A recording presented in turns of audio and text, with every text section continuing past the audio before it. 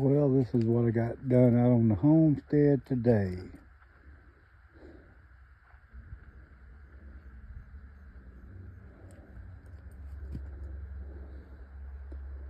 Still like a long ways, but coming on along.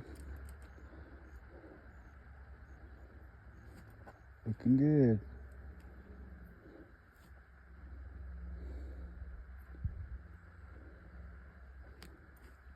Still got plenty of lumber yet to build with.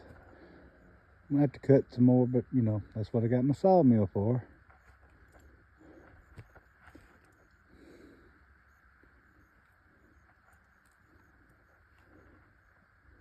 Looking good.